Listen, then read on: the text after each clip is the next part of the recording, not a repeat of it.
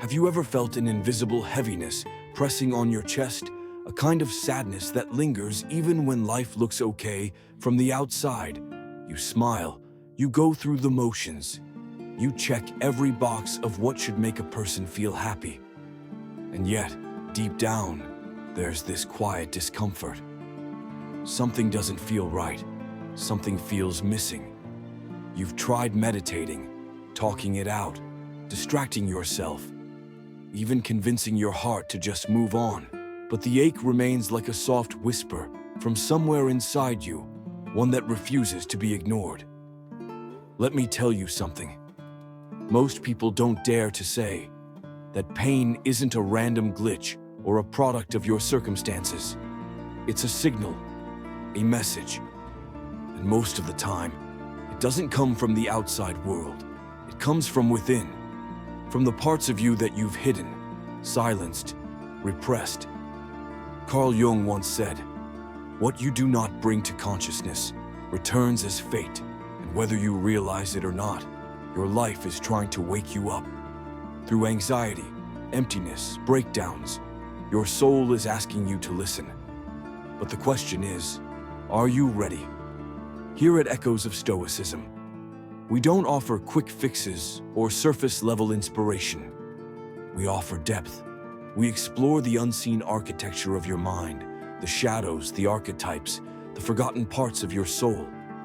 We believe healing doesn't happen by escaping pain, but by facing it with presence and courage. So if something in these words resonates with you, if you feel like your heart has been quietly waiting for someone to say exactly this, like this video, and subscribe to Echoes of Stoicism. Because what you're about to hear won't just inform you, it might transform you. You believe you are suffering because of others, because of your boss, your partner, the lack of money, social pressure, the expectations the world places on you. And of course, all of this weighs heavily. But what you still haven't understood and need to understand now is that true suffering, the kind that paralyzes, that hurts even in silence, arises when you disconnect from who you really are. Carl Jung said that the greatest tragedy of the soul is to live a life that is not yours, and that is exactly what you are doing. From an early age, you were taught to fit in, to be accepted, to follow standards. And little by little, you drifted away from yourself. You became a character to please a puppet, to avoid disturbing. You silenced your desires, repressed your emotions, swallowed your anger, suffocated your sadness. And now you carry a pain that you can't even name, a pain that doesn't scream, but consumes you. This is the suffering of those who live in disconnect, the suffering of someone who looks in the mirror and no longer recognizes themselves.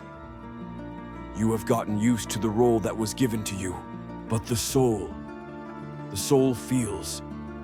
It feels when it is living a lie, and it begins to scream through anxiety, insomnia, apathy, guilt. Emotional pain is the soul's alarm, signaling that you are betraying yourself. Make no mistake, it is not failure that hurts. It is the false expectation you built about who you should be. It is not loneliness that wounds. It is the emptiness of not knowing who you are anymore when you are alone. It is not the other that hurts you. It is you every time you abandon yourself to maintain an appearance. And as long as this disconnect exists, suffering will continue. Because you are trying to heal an external wound when the root is within you. But here is the central point. This pain is a warning, not a sentence. Jung believed that suffering was the first step of transformation. Pain exists to push you back home, to your true self. And this return begins when you stop running away and start listening. Listening to what has been buried, what has been silenced, what has been forgotten. In the next part, we will talk about the most dangerous and at the same time, most liberating force of the human psyche. The part you fear the most, but which holds the secret to your healing, that which Jung called the shadow. If you truly want to stop suffering, you need to know it and face it. If this content is making sense to you, click the subscribe button and subscribe to the channel. Thank you for your support. You want to stop suffering, but you keep fighting against the symptoms and never against the cause. Anxiety, guilt, anger, sadness. You treat all of this as an enemy, as if they were flaws that need to be eliminated. But what you don't know, or perhaps refuse to accept, is that the true enemy is not outside of you. It is within, silent, hidden. And that is where the danger lies. Carl Jung called this hidden side the shadow. And don't be fooled, everyone carries one, including you. The shadow is everything you have repressed, hidden, or denied within yourself. Your unacceptable desires, your forbidden emotions, your contained anger, your silent sexuality, your ambition disguised as humility, your fears that you pretend not to have. The shadow is formed by the parts you did not want or could not to be, but they are still there, living in the dark, and the more you ignore it, the more it dominates you. Think of the times you exploded for no reason, or sabotaged an incredible opportunity, or ended a healthy relationship on an impulse you couldn't explain. That is the shadow at work. It infiltrates your thoughts, manipulates your emotions, shapes your decisions, all without you realizing it. Jung said, until you make the unconscious conscious, it will direct your life, and you will call it fate.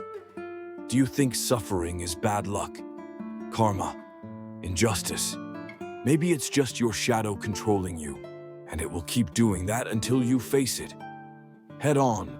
The problem is that facing the shadow requires courage, because you will have to admit things you don't want to admit. You will have to look in the mirror and see what you have always tried to hide. You will have to stop playing the victim and accept that there is a monster inside you, but that it is also human, that it is also you. But here is the most important point. The shadow is not your enemy. It is the part of your soul that has been exiled. And like any renegade part, it just wants to be seen, to be heard, to be integrated. Jung did not believe in getting rid of the shadow. He believed in embracing it, in transforming it into strength, into awareness, into power. Because what you reject weakens you, and what you integrate sets you free. In the next part, you will discover what to do with this shadow now that it is before you. We will talk about the path of courage, the beginning of real healing, and how to take the first step to reclaim your fragmented soul. Because knowing the shadow is just the beginning. What you do with it is what changes everything. You have come this far, faced the truth of your disconnection, looked into the eyes of your shadow, and now comes the most decisive moment, the confrontation. It is not enough to simply understand what lies behind your suffering. Understanding is the beginning, but healing requires action, courageous, raw, and often painful action. Because now, you will need to do something that most never do. Cross the internal hell with your eyes wide open. Carl Jung was clear. The journey to the self goes through a path that few have the courage to follow. And this courage is not the absence of fear. It is the movement, even in fear. Facing the unconscious is walking through a dark territory where you control nothing. It is letting go of the mask, dropping the victim role, and accepting that there is a part of you that contributes to your own suffering. This requires brutal honesty. It requires you to stop lying to yourself. But what does it mean in practice to face the unconscious? It means starting to listen to what your body screams when your mind insists on ignoring it. That stomach pain when you are with the wrong person, that tightness in your chest that visits you when you accept yet another situation that diminishes you, that inexplicable fatigue that appears every time you force a fake smile. All of this is the unconscious trying to save you, not destroy you. You can start with small actions. Write down dreams, observe emotional triggers, reflect on patterns that have repeated for years. Every time something throws you off balance, there is a hidden message. The unconscious speaks in symbols, and Your task now is to decipher, not in a hurry, not with judgment, but with presence, with the willingness to truly listen to yourself. Not to comfort yourself, but to confront yourself. One of the most powerful ways to do this is through deep writing. Sit down every day and write as if you were confessing your darkest secrets to yourself. Write what you feel ashamed to feel, what you are afraid to admit, what you have never dared to say out loud. Because when those words escape the prison of silence, they lose the power to destroy you. Another indispensable tool is the therapeutic mirror, whether with a psychologist or with someone qualified to help you interpret the signals your mind is sending you. Jung said that the unconscious is not a garbage dump, but a living intelligence. It wants to show you something. It wants to heal you, but it demands that you listen without filters, without defenses, without excuses. Do you want to stop suffering? Then you need to stop running, because as long as you flee, suffering will continue to chase you. But when you stop and look it in the face, it begins to change. It starts to transform. And then you discover something no one told you. The pain you fear so much is in fact a portal. And that is exactly what we will explore in the next part. What is the true role of pain in your life? Why does it insist on appearing even when everything seems to be under control? And most importantly, how can it become your most powerful ally on the path to liberation? Are you ready to find out? Then continue with me. Most people spend their lives trying to eliminate pain. They take medication, drown themselves in distractions, dive into shallow relationships, seek immediate pleasure, accumulate achievements and happy posts, all to avoid feeling. But here's a truth no one wants to hear. As long as you try to get rid of pain, it will chase you. Because pain is not here to be eliminated, it is here to be heard.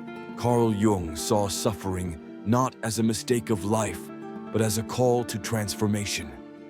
Pain is the signal that something is broken inside you that needs to be seen, cared for, realigned.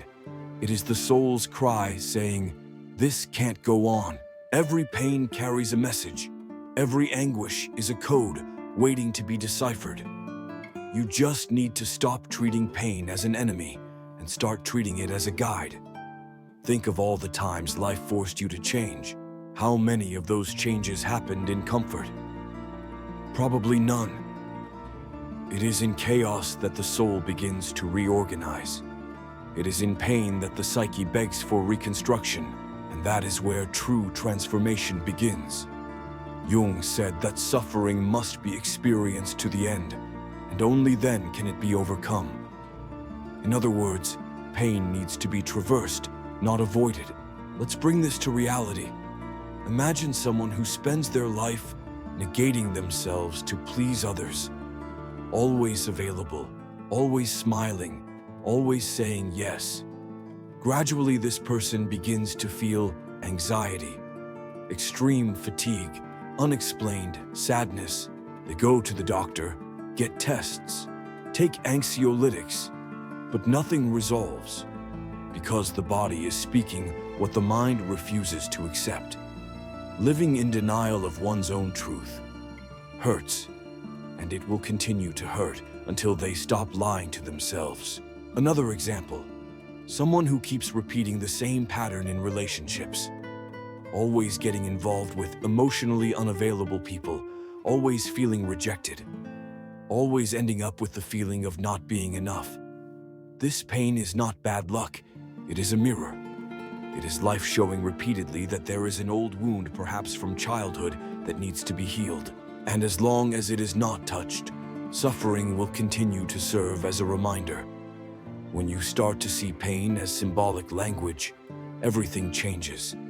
What once seemed like punishment reveals itself as a compass. Pain begins to point the way, and as paradoxical as it may seem, you realize that suffering, when listened to attentively, can be the most powerful force of healing, because it forces you to stop, to look, to change. And this is where responsibility comes in, because now you know Ignoring pain is ignoring yourself. Running away from pain is abandoning yourself. But if you have the courage to listen to it with humility, presence, and curiosity, it will lead you to a place you may not even imagine exists. A place where there is peace, not because the world is perfect, but because you are finally whole. In the next part, we will talk about this place, the other side of pain. What happens when you stop resisting and start integrating everything you have rejected in yourself? True healing is not the absence of pain. It is the transformation of pain into awareness. And that is what awaits you next. If what you're hearing resonates with you, you'll find real value in my ebook, Beyond the Shadow. It breaks down Jung's core ideas and gives you tools to understand yourself more deeply. Link is in the pinned comment. There comes a moment after so much internal confrontation when something changes, not suddenly, not with fireworks or dramatic revelations, but subtly and profoundly, like a breeze you barely notice. Yet it transforms the entire climate of your soul. It's the moment when you stop resisting. And for the first time, perhaps in your life, you begin to feel whole. But what does it mean, after all, to become whole? It means embracing everything you are, including what you most detest about yourself. It means stopping the war with your emotions, stopping the attempt to be perfect, stopping the wearing of masks. It's when you understand that your anger, your fear, your sadness, your shame, all those pieces you've spent your life trying to hide are legitimate parts of your existence. And when you integrate them instead of rejecting them, something miraculous happens. Suffering begins to dissolve. Carl Jung called this individuation, not in the sense of becoming special or different, but in the sense of becoming yourself without distortions, a complete human being, real authentic. And this authenticity does not arise from pride, but from acceptance.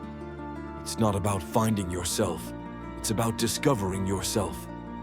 And only those who have the courage to enter the ruins of their own soul and rebuild what has been broken can truly find themselves. At this stage, you realize you no longer need to hide your pain because it does not define you.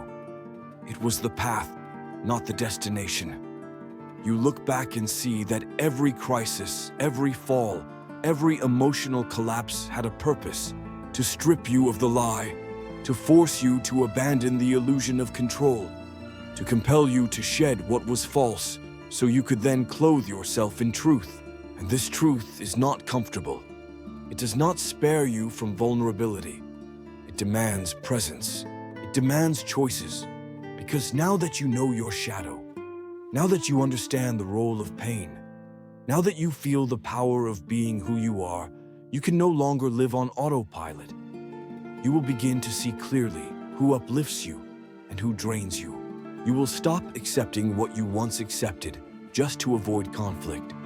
You will start saying no without guilt. You will finally say yes to yourself. This internal change is silent but overwhelming. It's not about being a new person. It's about stopping the betrayal of who you have always been. And at this point, you discover something no one taught you.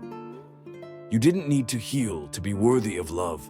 You just needed to accept yourself, to stop living in scarcity, because the peace you sought outside was waiting within. But beware, this is the point where many people settle.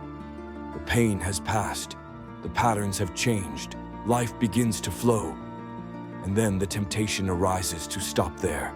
But there is one more step, a step that Jung considered essential, because individual healing is not complete until it transforms into contribution.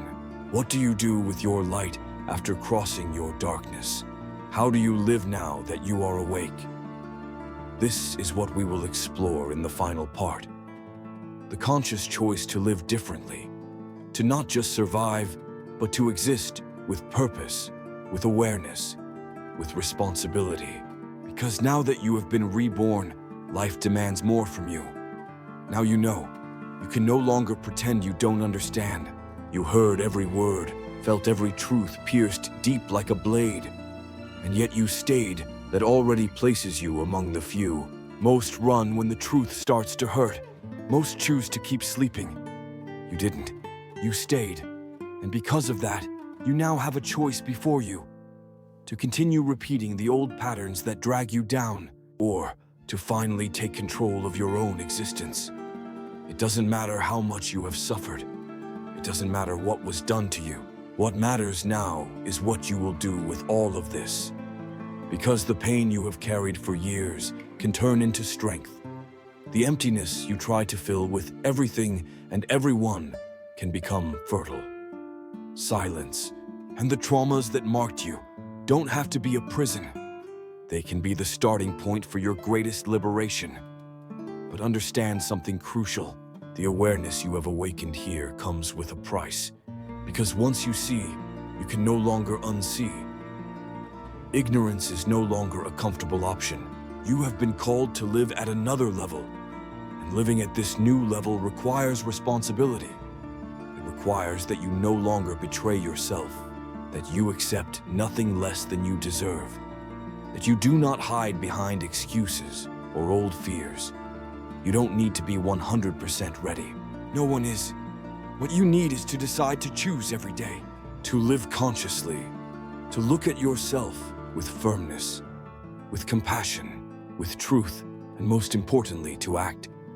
Because knowledge without action is just another form of self-deception. Carl Jung said that individuation, this process of becoming whole, is a journey for a lifetime. And today perhaps was your first real step on that journey. Perhaps for the first time, you understood that you are not broken. You are in process under construction. And the suffering was not a punishment. It was a calling, a cry from your soul for you to come back home. Now tell me, what was the point of this video that hit you the hardest? What truth shook you inside? Comment below. Write as if it were a commitment to yourself. When you verbalize, you anchor. And who knows, your experience might also help someone else going through this right now. And if this video touched, you confronted, you awakened, you don't stop here. The next video is just as important as this one. It continues what we started here. I'll see you there.